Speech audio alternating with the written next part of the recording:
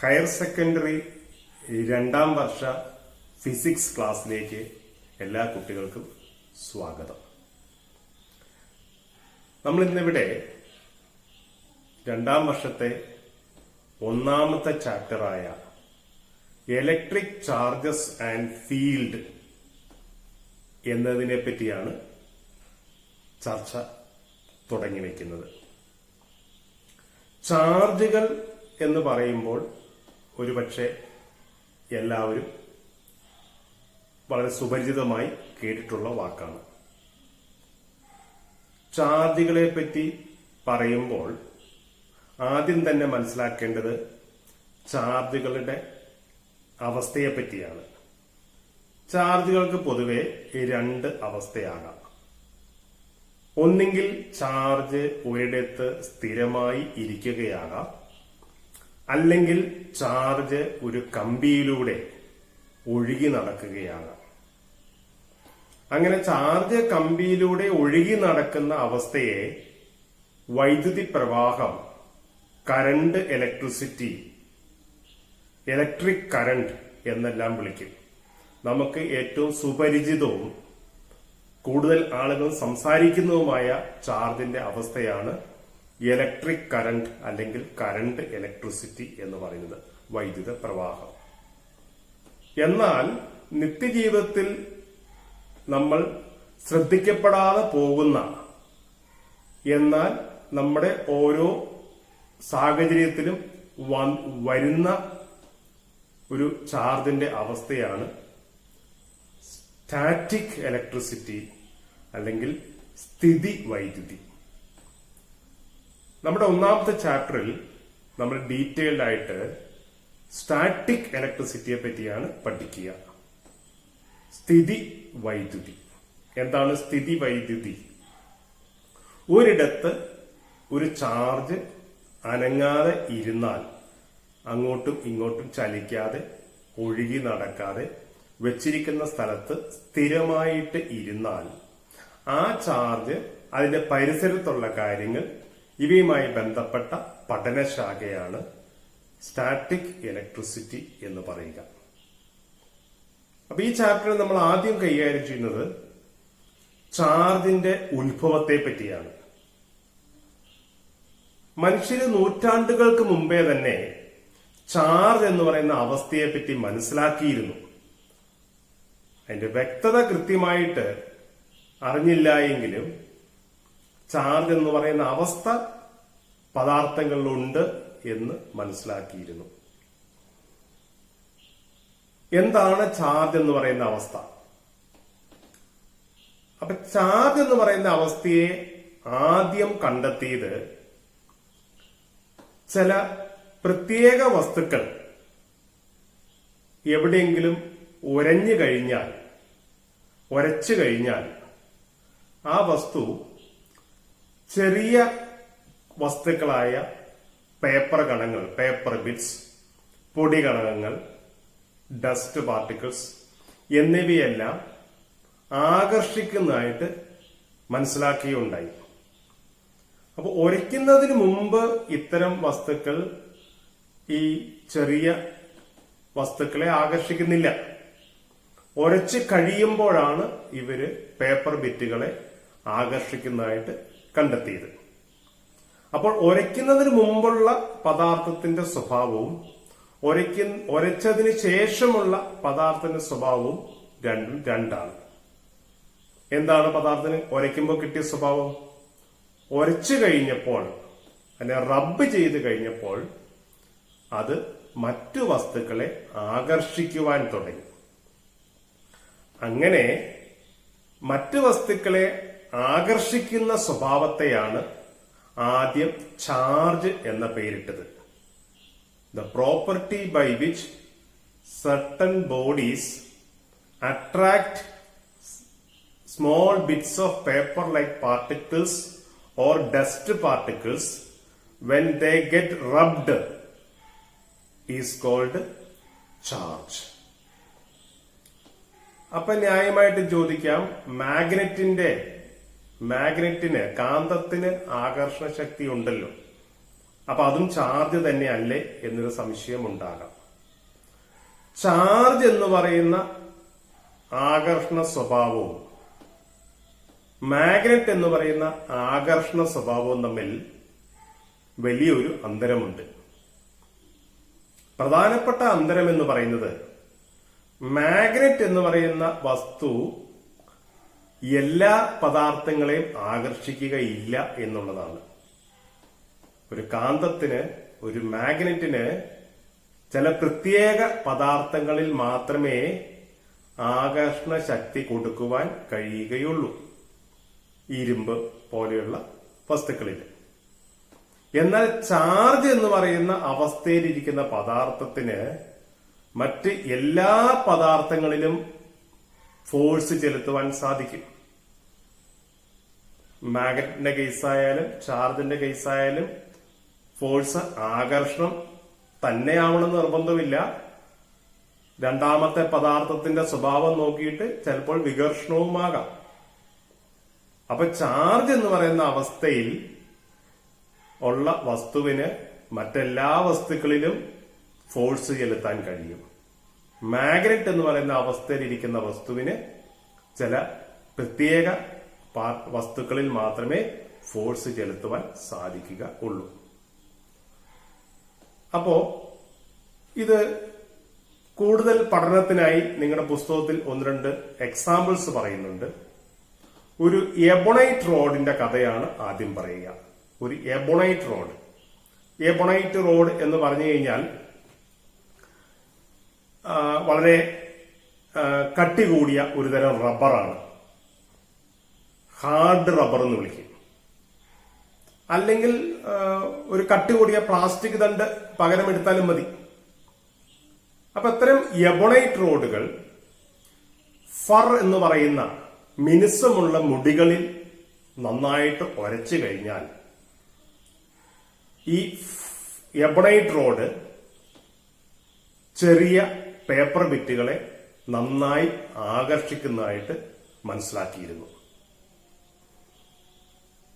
ഇതിന് പകരം ഒരു ഗ്ലാസ് റോഡ് എടുക്കുക. ഗ്ലാസ് റോഡിനെ ഒരു സിൽക്ക് തുണിയിൽ, പരുത്തി തുണിയിൽ നന്നായി ഉരയ്ക്കുക.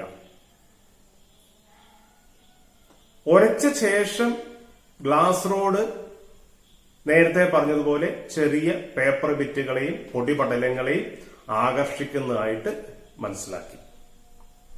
അപ്പോൾ ഉരയ്ക്കുന്നതിന് മുമ്പ് എബണൈറ്റ് റോഡിന് അങ്ങനെ ഒരു കഴിവില്ലായിരുന്നു. ഉരയ്ക്കുന്നതിന് മുമ്പ് ഗ്ലാസ് റോഡിനും അങ്ങനെ ഒരു കഴിവ് ഇല്ലായിരുന്നു. ഉരച്ചതിലൂടെ, റബ്ബ് ചെയ്തതിലൂടെ എബണൈറ്റ് റോഡും ഗ്ലാസ് റോഡും കൈവരിച്ച കഴിവിനെയാണ് ചാർജ് എന്ന് വിളിക്കുന്നത്. അപ്പൊ charged body can attract tiny bits of paper like particles.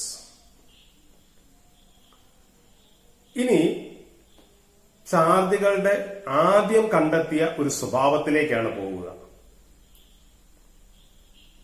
ഫറിൽ ഒരച്ച അല്ലെങ്കിൽ മിനുസമുള്ള രോമത്തിൽ ഒരച്ച എബണൈറ്റ് റോഡ് പേപ്പർ കണകങ്ങളെ ആകർഷിക്കും. 2 എബണൈറ്റ് റോഡുകൾ എടുക്കുക. ഉരയ്ക്കുന്നതിന് മുമ്പ് 2 എബണൈറ്റ് റോഡും പരസ്പരം അടുത്തു കൊണ്ടുവരിക. അവിടെ പ്രത്യേകിച്ച് ഒരു ബലം ഉത്ഭവിക്കുന്നതായി കാണുകയില്ല.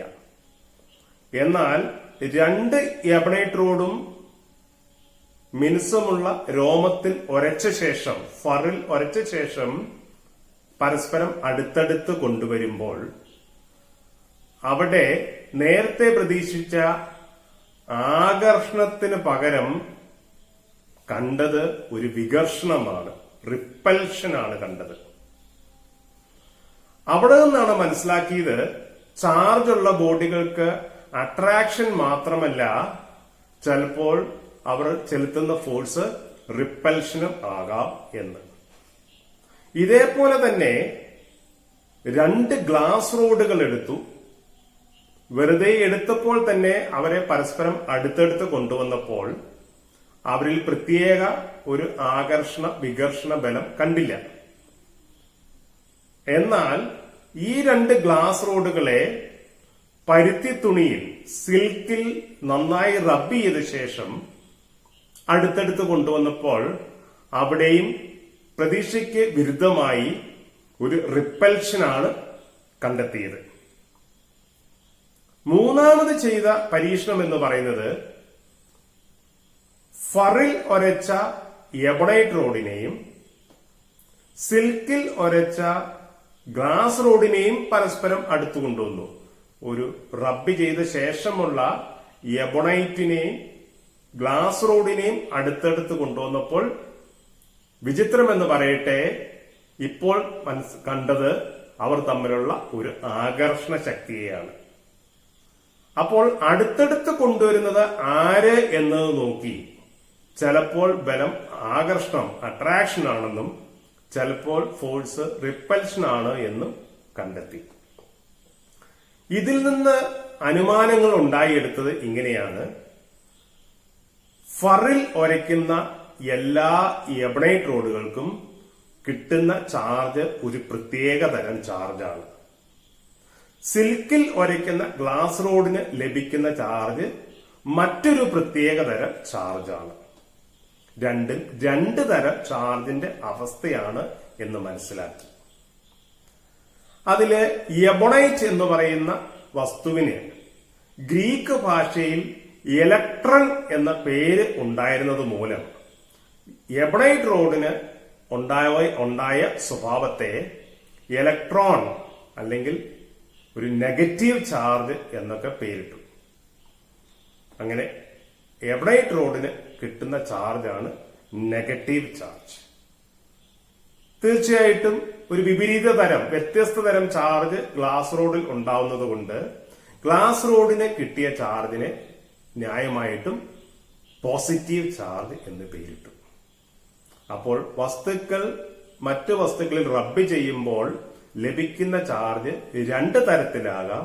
ഒന്നെങ്കിൽ നെഗറ്റീവ് ആകാം, as like in A ebonite road, അല്ലെങ്കിൽ പോസിറ്റീവ് ആകാം, as like in A glass rod.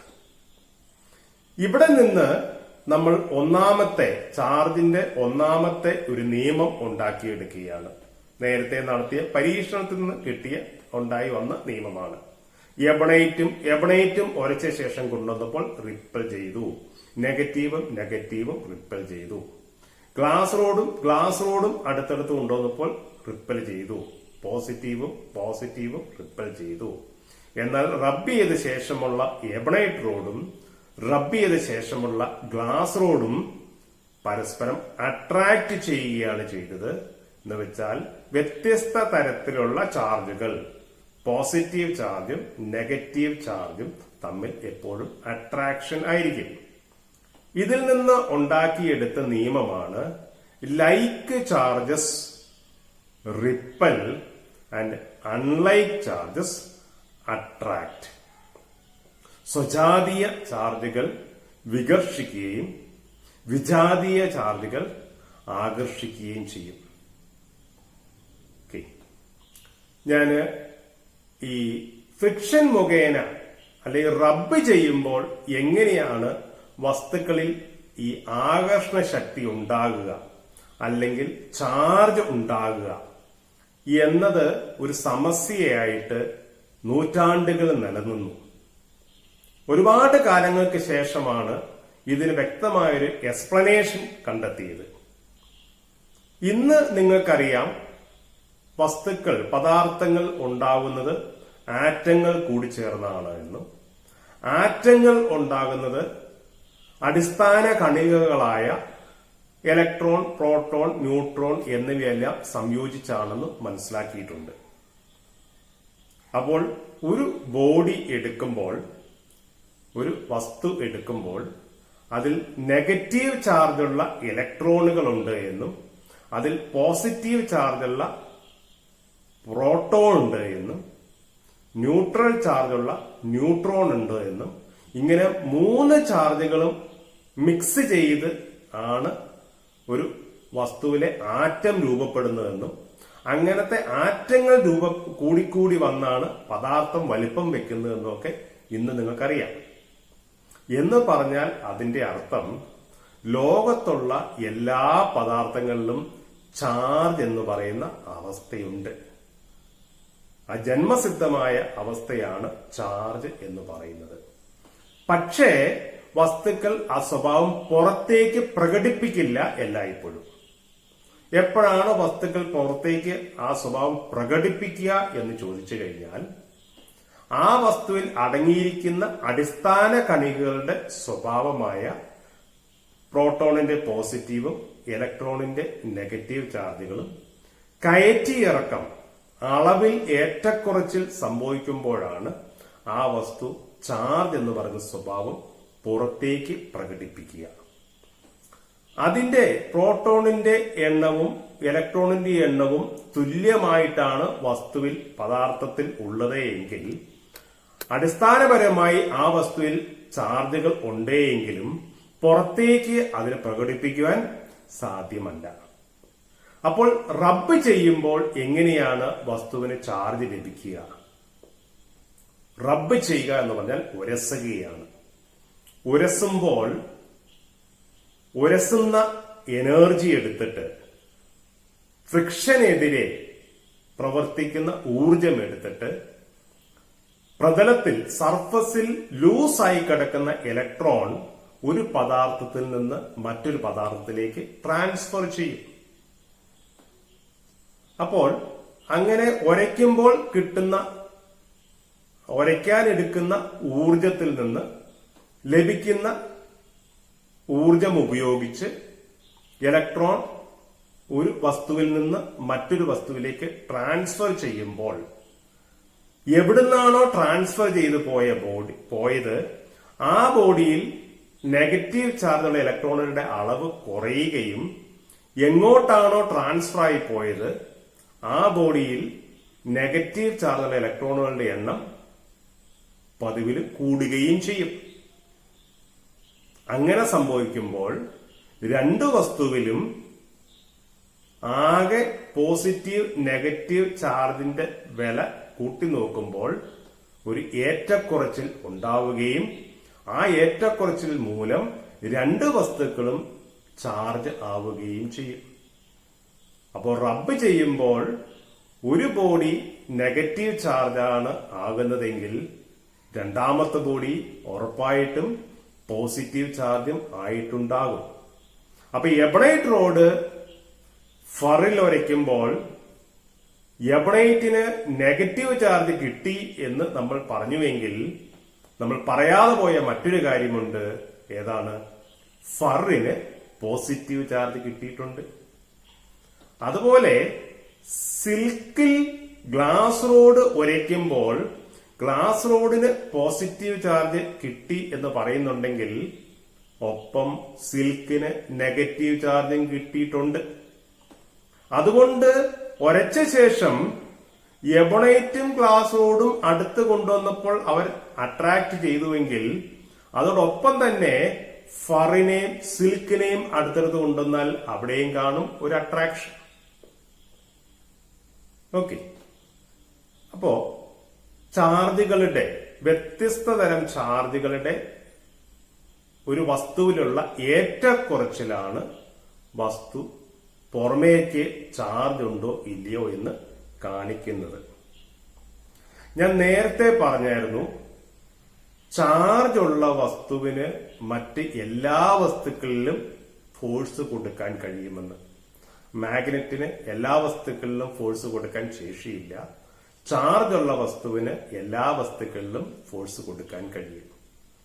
അപ്പോൾ ന്യായമായിട്ടും ഉണ്ടാവുന്ന സംശയമാണ്, ഒരു ചാർജ് ഉള്ള വസ്തുവിന് ഒരു ചാർജ് ഇല്ലാത്ത വസ്തുവിൽ ഫോഴ്സ് കൊടുക്കാൻ പറ്റുമോ? തീർച്ചയായിട്ടും പറ്റും. ഒരു ചാർജ് ഉള്ള വസ്തു ഒരു ചാർജ് ഇല്ലാത്ത വസ്തുവിന്റെ അടുത്ത് കൊണ്ടുവരുമ്പോൾ ചാർജ് ഇല്ലാത്ത വസ്തുവിന് പ്രേരണ മുഖേന സ്വയം ചാർജ് ഉണ്ടാവുന്ന ഒരു അനുഭവം ഉണ്ടാവും. താൽക്കാലികമാണ് ഈ അനുഭവം. അതിനെ ഇൻഡ്യൂസ്ഡ് ചാർജ് എന്ന് വിളിക്കും. അത് ചാർജുള്ള ബോഡി അടുത്തിരിക്കുന്ന ആ സമയത്ത് മാത്രം പ്രേരണ കൊണ്ട് താൽക്കാലികമായി ഉണ്ടാവുന്ന ചാർജിന്റെ ഒരു അനുഭവമാണ്.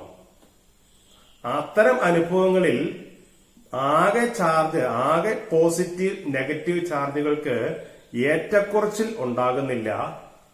അതിന്റെ കൂടുതൽ പഠനം കുറച്ചുകൂടി കഴിയുമ്പോൾ വിശദീകരിക്കാം. എന്തു തന്നെയായാലും ചാർജ് ഉള്ള വസ്തു അടുത്തിരിക്കുന്ന എല്ലാ വസ്തുക്കളിലും ഫോഴ്സ് ചെലുത്തും.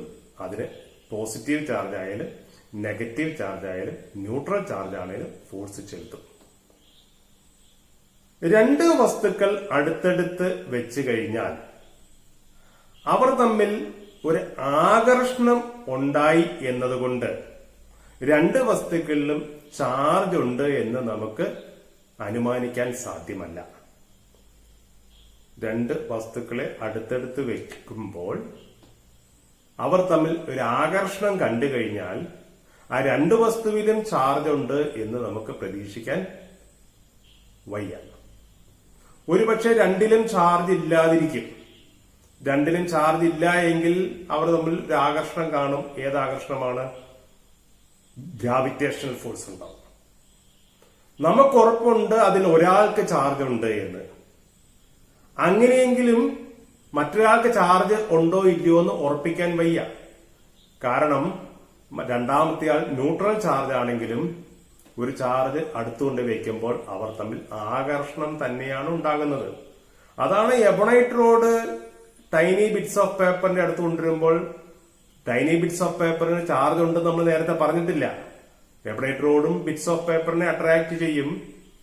അതുപോലെ ഗ്ലാസ് റോഡും ബിറ്റ്സ് ഓഫ് പേപ്പറിനെ അട്രാക്ട് ചെയ്യലേ ചെയ്യുക. ഈ രണ്ട് കേസിലും ബിറ്റ്സ് ഓഫ് പേപ്പർ ന്യൂട്രലാണ് ബേസിക്കലി. അപ്പോൾ ആകർഷണം നടന്നു എന്നതുകൊണ്ട് രണ്ടാമത്തെ ബോഡിയിൽ ചാർജ് ഉണ്ട് എന്ന് നിർബന്ധം പറയാൻ വയ്യ. രണ്ട് ബോഡികളിലും ചാർജ് ഉണ്ട് എന്ന് ഉറപ്പ് പറയണമെങ്കിൽ ആ രണ്ട് ബോഡികൾ തമ്മിൽ ഒരു റിപ്പൽഷൻ ഉണ്ടാവണം. ഒരു ചാർജ് മറ്റൊരു ബോഡിയുടെ അടുത്തുകൊണ്ട് വെച്ചപ്പോൾ അവർ തമ്മിൽ ഒരു റിപ്പൽസീവ് ഫോഴ്സ് ഫീൽ ചെയ്തിട്ടുണ്ട് എങ്കിൽ 100% പറയാം രണ്ടാമത്തെ ബോഡിയിൽ ചാർജ് ഉണ്ട്. രണ്ടാമത്തെ ബോഡിയിൽ ചാർജ് ഉണ്ട് എന്ന് മാത്രമല്ല, രണ്ടാമത്തെ ബോഡിയിൽ ഇരിക്കുന്ന ചാർജിന്റെ സ്വഭാവം എന്ന് പറയുന്നത് അടുത്ത് കൊണ്ടുപോകുന്ന ഒന്നാമത്തെ ബോഡിയിലെ ചാർജിന്റെ അതേ സ്വഭാവം തന്നെയാണെന്നും ഉറപ്പ് പറയുവാൻ സാധിക്കും. നമ്മൾ ചാർജിന്റെ രണ്ടാമത്തെ പ്രോപ്പർട്ടിയിലേക്ക് കടക്കുകയാണ്. രണ്ടാമത്തെ പ്രോപ്പർട്ടി ഇതാണ്: ചാർജ് ഈസ് അഡിറ്റീവ്. എന്താണ് charge is additive? Additive means സങ്കലനം, കൂട്ടാവുന്നതാണ്. അത് നമ്മൾ നേരത്തെ പറഞ്ഞതിന്റെ തുടർച്ചയാണ്.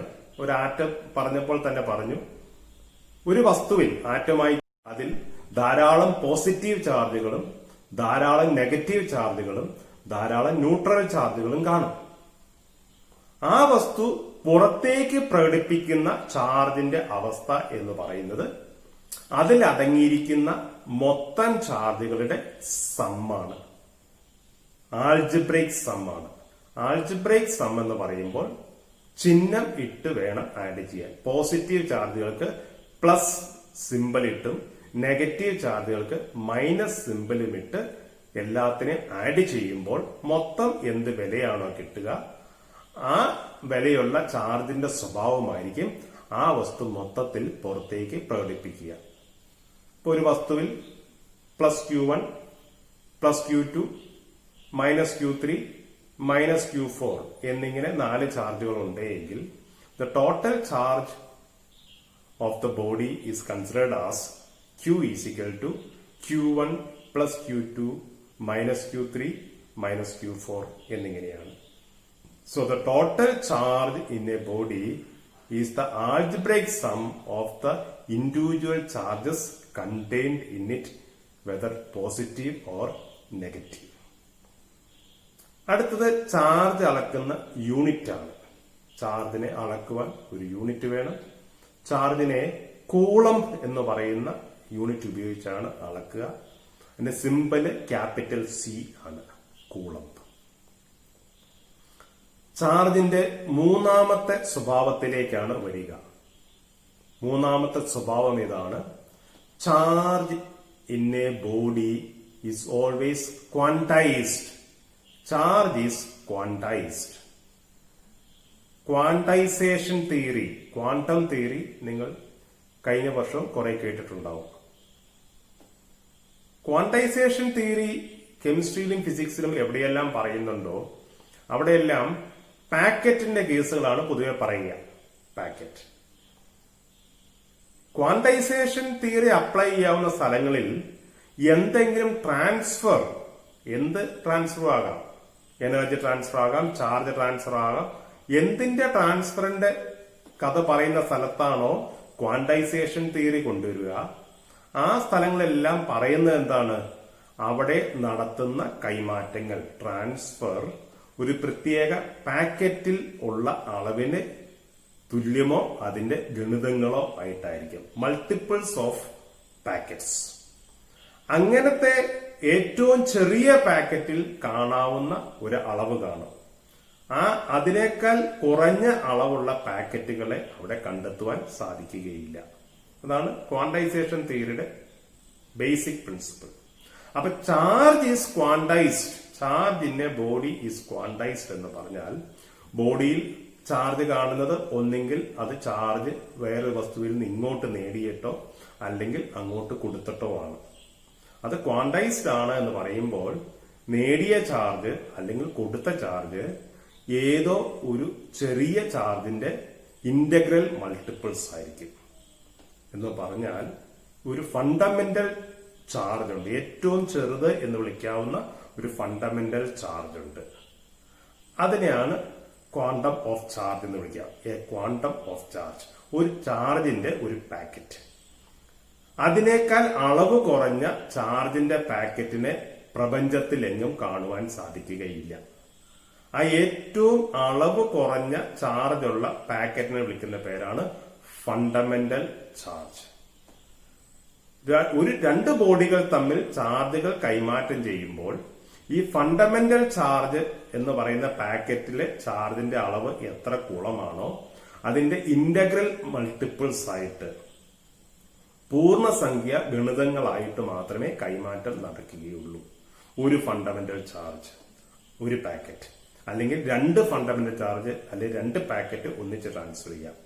3 ഫണ്ടമെന്റൽ ചാർജ് അല്ലെങ്കിൽ 3 പാക്കറ്റ് ഒന്നിച്ച് കൈമാറ്റാം. 4 പാക്കറ്റ് ഒന്നിച്ച് കൈമാറ്റാം. 5 ഫണ്ടമെന്റൽ ചാർജ് ഒന്നിച്ച് കൈമാറ്റാം. 1.5 പാക്കറ്റിനെ, 1.5 ഫണ്ടമെന്റൽ ചാർജിനെ കൈമാറ്റം പോസിബിൾ അല്ല. 3.5 അല്ലെ 3.25 ചാർജുകളെ, പാക്കറ്റുകളെ കൈമാറ്റം ചെയ്യുക പോസിബിൾ അല്ല എന്നാണ് ഈ നിയമം പറയുക. Charge is quantised. അതുകൊണ്ട് കൈമാറ്റം മുഖേന വസ്തുക്കളിൽ ചാർജ് ലഭിക്കുമ്പോൾ ലഭിച്ച ചാർജിന്റെ അളവ് എന്ന് പറയുന്നത് ഈ ഫണ്ടമെന്റൽ ചാർജിന്റെ ഇന്റഗ്രൽ മൾട്ടിപ്പിൾസ് ആയിരിക്കും. ആ ഫണ്ടമെന്റൽ ചാർജിനെ നമുക്കൊരു പേരിട്ട്, ഒരു സിമ്പൽ ഇട്ട് വിളിക്കാം. ആ സിമ്പൽ ഇതാണ്, സ്മോൾ ലെറ്റർ ഇ. അപ്പൊ സ്മോൾ ലെറ്റർ ഇ എന്ന് പറയുന്നതാണ് ഫണ്ടമെന്റൽ ചാർജിന്റെ അളവ്. ഇ കൂളംസ് ആണ് എങ്കിൽ ഒരു ബോഡിയിൽ അടങ്ങുന്ന ചാർജിന്റെ അളവ് എന്ന് പറയുന്നത് Q is equal to NE എന്നായിരിക്കും. where N is an integer. What is integer? 0, 1, 2, 3 എന്ന പൂർണ്ണസംഖ്യ. So total charge contained in any body Q is equal to NE, where N is an integer, E is the value of fundamental charge. അത് positive ചാർജുള്ള body ആണ് എങ്കിൽ നമ്മൾ plus NE എന്ന് വിളിക്കും. N times plus ഈ charge. Plus ഈ ചാർജുകളുടെ N ഇരട്ടി ഉണ്ടാവും. നെഗറ്റീവ് ചാർജുള്ള ബോഡി ആണെങ്കിൽ N ഇൻറ്റു മൈനസ് ഇ എന്ന് വിളിക്കും. മൈനസ് ഈ ചാർജുകളുടെ N മൾട്ടിപ്പിൾസ് ആയിരിക്കും. So Q is equal two plus or minus NE എന്ന് കിട്ടും. ഓക്കെ, ഞാൻ നേരത്തെ പറഞ്ഞ പോലെ അടിസ്ഥാന ചാർജിന്റെ അളവ് E ആണെന്ന് പറഞ്ഞു. പാക്കറ്റിന്റെ കഥയും പറഞ്ഞു. പോസിറ്റീവ് ചാർജ് ആയാലും നെഗറ്റീവ് ചാർജ് ആയാലും അടിസ്ഥാന ചാർജിന്റെ അളവിന് വ്യത്യാസമില്ല. ഒന്ന് പോസിറ്റീവ് മറ്റൊന്ന് നെഗറ്റീവുമാണെന്നേ ഉള്ളൂ. പക്ഷെ അടിസ്ഥാന ചാർജിന്റെ അളവിന് വ്യത്യാസം ഇല്ല. പിന്നീട് കാലങ്ങൾ കഴിഞ്ഞപ്പോൾ തെളിയിച്ചൊരു കാര്യമുണ്ട്. ഈ അടിസ്ഥാന ചാർജ് എന്ന് പറയുന്ന, ഫണ്ടമെന്റൽ ചാർജ് എന്ന് പറയുന്ന ചാർജിന്റെ അളവ് തന്നെയാണ് സബ് ആറ്റോമിക് പാർട്ടിക്കിൾസ് ആയ, അടിസ്ഥാന കണികകളായ ഒരു ഇലക്ട്രോണിൽ അടങ്ങുന്ന ചാർജിന്റെ അളവും ഒരു പ്രോട്ടോണിൽ അടങ്ങുന്ന ചാർജിന്റെ അളവും. രണ്ടും തുല്യമായ ചാർജിന്റെ അളവുകൾ തന്നെയാണ്. രണ്ടും ഫണ്ടമെന്റൽ ചാർജിന് തുല്യമാണ്. അതായത് ഒരു ഇലക്ട്രോൺ ട്രാൻസ്ഫർ ചെയ്യുമ്പോൾ കൈമാറ്റം ചെയ്യുന്ന ചാർജിന്റെ അളവാണ് എ പാക്കറ്റ് ഓഫ് ചാർജ്. ഇലക്ട്രോണിനെ മുറിച്ച് കൈമാറ്റം ചെയ്യാൻ പറ്റുകയില്ല എന്നാണ് ഈ സിമ്പിൾ മീനിങ്. ഒരു ബോഡിയിൽ നിന്ന് മറ്റൊരു ബോഡിയിലേക്ക് ചാർജ് പോകുമ്പോൾ ഒരു ഇലക്ട്രോൺ, 2 ഇലക്ട്രോൺ, 3 ഇലക്ട്രോണിനെ പോകത്തുള്ളൂ. ആ പോണ വഴിക്ക് ഒരു ചാർജിനെ മുറിച്ച് പകുതി ഇലക്ട്രോൺ അങ്ങോട്ട് കൊണ്ടുപോവുക അസാധ്യമാണ്. മറ്റൊരു കാര്യം കൂടി പറഞ്ഞ് ഞാൻ ഇന്നത്തെ ക്ലാസ് നിർത്താം. ഇതാണ്, ഒരയ്ക്കുമ്പോൾ അല്ലെങ്കിൽ ഒരു ബോഡിയിൽ നിന്ന് മറ്റൊരു ബോഡിയിലേക്ക് ചാർജ് ട്രാൻസ്ഫർ ചെയ്യുമ്പോൾ ഇലക്ട്രോണുകൾക്ക് മാത്രമേ ട്രാൻസ്ഫർ ചെയ്യാനുള്ള അവകാശം വസ്തുക്കൾ കൊടുത്തിട്ടുള്ളൂ. പ്രോട്ടോൺസ് ന്യൂക്ലിയസിൽ ഇരിക്കുന്നതുകൊണ്ട് അവയ്ക്ക് പുറത്തേക്ക് ഇറങ്ങി രണ്ടാമത്തെ ബോഡിയിലേക്ക് പോകാൻ അനുവാദം കൊടുത്തിട്ടില്ല എന്ന കാരണത്താൽ റബ്ബ് ചെയ്യുമ്പോൾ, ഫ്രിക്ഷൻ മുഖേന ചാർജ് ലഭിക്കുമ്പോൾ എപ്പോഴും ഒരു ബോഡിയിൽ നിന്ന് മറ്റൊരു ബോഡിയിലേക്ക് ട്രാൻസ്ഫർ ചെയ്യപ്പെടുന്നത് ഇലക്ട്രോൺസ് ആയിരിക്കും. അങ്ങനെ ഇലക്ട്രോൺ നഷ്ടപ്പെടുന്ന ബോഡിക്ക് കുറച്ച് പോസിറ്റീവ് ചാർജും, Ne എത്ര ഇലക്ട്രോൺ നഷ്ടപ്പെട്ടോ Ne പോസിറ്റീവ് ചാർജും, ഇലക്ട്രോൺ നേടിയ ബോഡിക്ക് അത്രയും Ne നെഗറ്റീവ് ചാർജുമായിരിക്കും ഉണ്ടാകുക. അപ്പൊ നമ്മൾ ചാർജുകളുടെ 3 സ്വഭാവങ്ങൾ പഠിച്ചു. ഒന്ന്, like charges repel and unlike charges attract. രണ്ടാമത്തെ പ്രോപ്പർട്ടി പഠിച്ചു, ചാർജസ് ആർ അഡിറ്റീവ്. മൂന്നാമത്തെ പ്രോപ്പർട്ടി പഠിച്ചു, ചാർജ് ഈസ് ക്വാണ്ടൈസ്ഡ്.